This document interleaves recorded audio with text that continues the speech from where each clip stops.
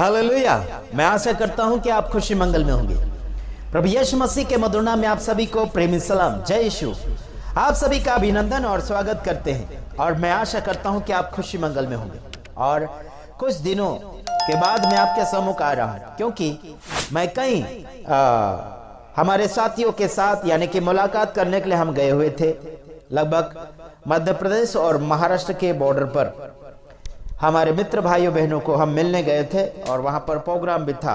प्रभु की महिमा काफी अच्छी हुई, वहां पर प्रभु के नाम की स्तुति हो। और साथ ही साथ मैं आपको इतना बताना चाहता हूं, परमेश्वर के प्यार में, परमेश्वर के अनुग्रह में बढ़ते चले जाना है। वो भी तेरा मेरा करके नहीं, बल्कि प्यार किसी भी सीमा से रुकता नहीं है और किसी भी सीमा से सीमित नहीं होता। उसमें कोई रुकावट की बात नहीं आती। यीशु मसीह इस जगत में आए, वो भी यीशु मसीह के सामने बहुत सारे दुश्मन थे, लेकिन उसने प्यार को दर्शाया और प्यार के खातिर अपने जीवन को कुर्बान किया, यानी कि अपने आप को बलि कर दिया। हालांकि आप और मैं क्या दे सकते हैं? कभी कुछ देने के लिए राजी हुए हैं या नहीं राजी हुए? हम जगह जगह जाते हैं, कुछ जगह जाते हैं मुलाकात करने के लिए, कुछ जगह प्रचार करने जाते हैं, कुछ जगह हम लोगों को उत्साहित करने के लिए जाते हैं और उसमें कोई भी धर्म का भेदभाव बिल्कुल नहीं हम करते हैं। और जो धर्मों का भेदभाव करते हैं और दोस्ती और संगठन का भेदभाव करते हैं, उसमें प्रेम की कमियां होने के कारण ऐसा होता है। भेदभाव नहीं करना चाहिए, हालांकि उन्हें डायरेक्ट कह देना चाहिए कि ये खराब चीज है या अच्छी चीजें हैं, अच्छा समाचार है या फिर बुरा समाचार है। उसमें प्यार मोहब्बत के साथ लोगों को समझाने के लिए कोशिश करें। अगर प्यार मोहब्बत से नहीं समझते हैं, उसके बाद में आप टेढ़ी उंगली कर सकते हैं, यानी कि तगड़ा बोल सकते हैं। आज मैं आपके सामने लेकर आता हूं ऐसे वचन जो बीते हुए दिनों में भी कुछ बातें आपको मैंने उस वचन के द्वारा सिखाए थे और आज और कुछ मैं सिखाऊंगा। नई कुछ बातें मिली सीखने के लिए और उसमें मैं और कुछ सिखाऊंगा।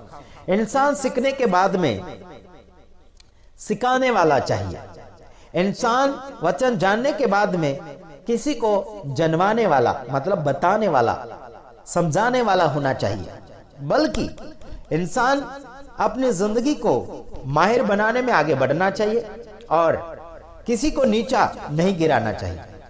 कोई अगर प्रैक्टिकल कर रहा है या फिर आपकी सेवा में, आपके साथ में आकर कुछ दो बातें बोल रहे हैं, तो उसे बोलने देना चाहिए। हालांकि उसे रोकना नहीं चाहिए। रोकते हैं तो बड़े प्यार मोहब्बत के साथ बोलना चाहिए। उसमें प्रेम का स्वभाव आना चाहिए कि उसमें बदलाव कर सके। क्या कारण है, क्या नहीं है ना, तो ध्यान देना। लेकिन जो परमेश्वर के वचन में रोक ठोक करते हैं, जो वचन को रोकते हैं, संदेश देने में रोकते हैं, फिर वो आगे जाके फिर वो सीमित सेवक बन जाते हैं। क्या बन जाते हैं? सीमित बन जाते हैं। और ऐसे सीमित सेवकों से आपको सावधान रहना है। आप और मैं सीमित सेवक नहीं है, आप और मैं सीमित प्रचारक नहीं है, आप और मैं भेदभावी सेवक सेविका प्रचारक नहीं है। हम तो बस परमेश्वर से लोगों को मिलाना चाहते हैं। अगर आप बच्चे को पढ़ाने के बाद में उसकी प्रैक्टिकल नहीं लोगे, तब तक आपको पता नहीं चलेगा कि आपका शिक्षा उसके जीवन में लागू हुआ या नहीं।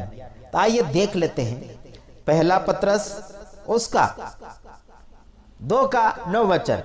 और इस वचन को मैं कई बार और काफी जगह मैं प्रचार कर चुका हूं। उसके बावजूद और कुछ नई बातें हम आपको दिखाना चाहते हैं।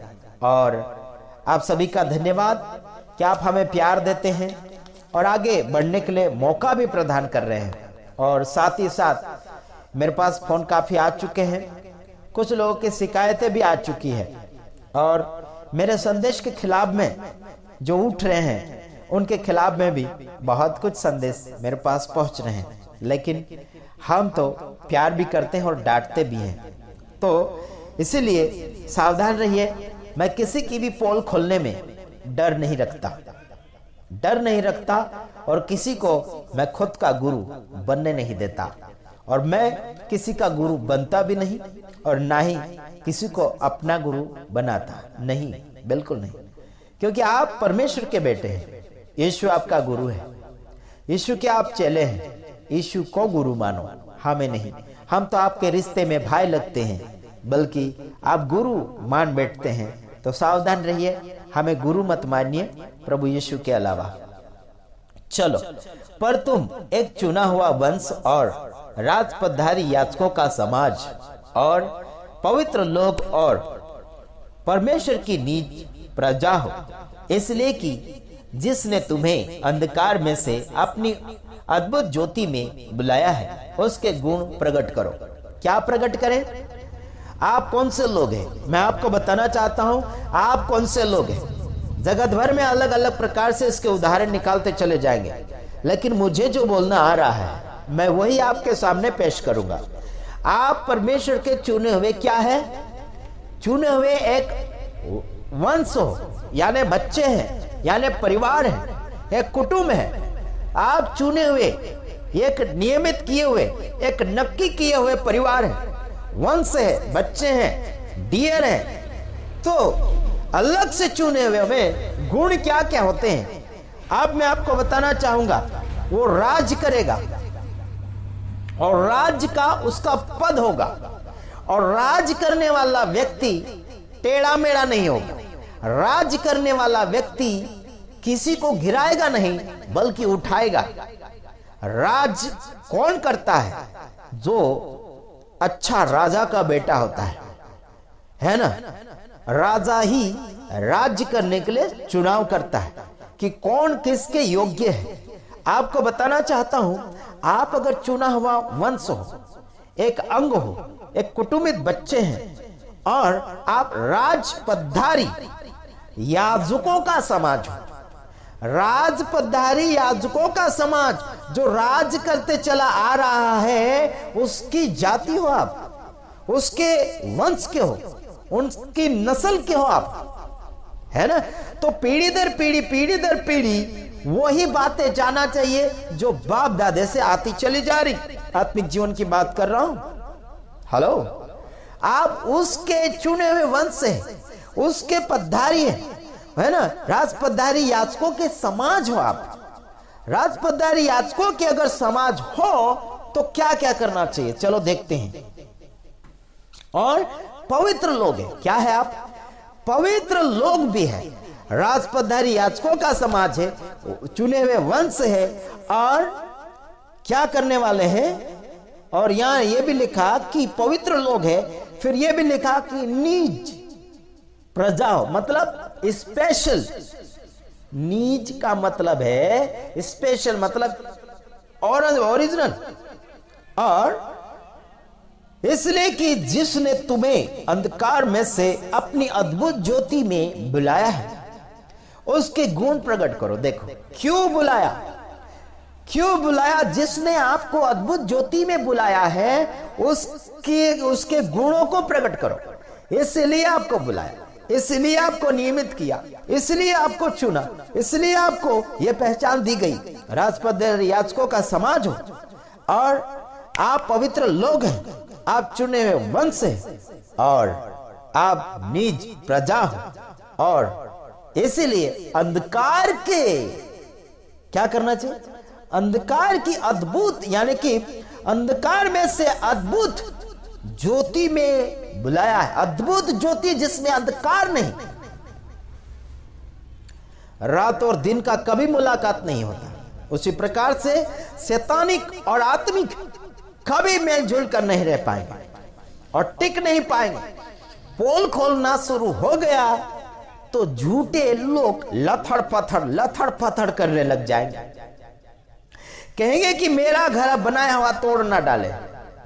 अगर अच्छा नींव डाला है तो तुम्हारे घर को कोई माय का लाल तोड़ नहीं सकता। आपका नींव गहरा है, आपका नींव मजबूत है, आपके नींव को कोई हिला नहीं सकता, आपके घर को कोई तोड़ नहीं सकता। आपका जीवन घबराएगा नहीं। छोटी छोटी बातों में घबराने वाले बालू की रेत पर घर बनाए हुए इंसानों का जीवन होता है।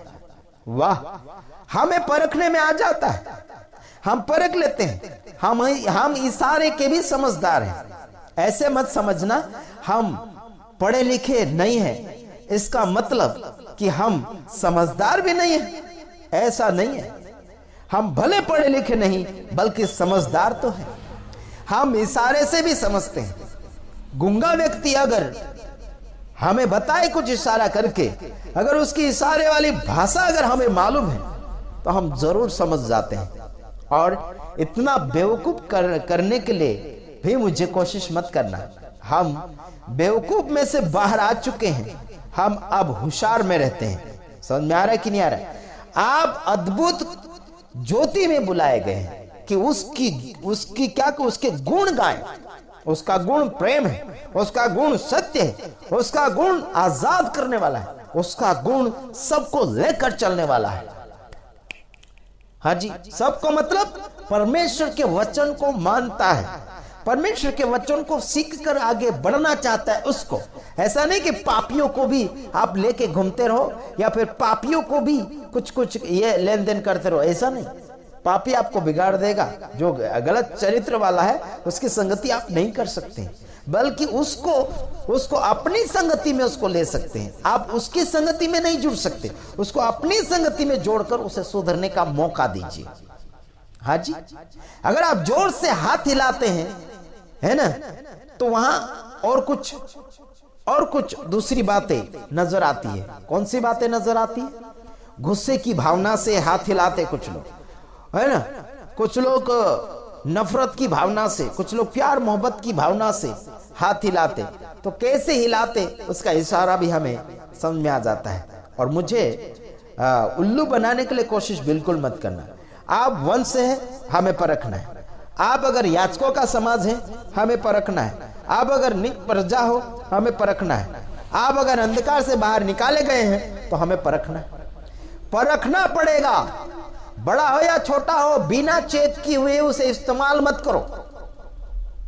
एक्सक्यूज मी, है ना। और डरो तो किसी बाप से मत डरो, एक ही बाप से डरो जो सबका बाप लगता है रिश्ते में। इतना याद रखना ना। तो आगे देखें, आप सुधरिए।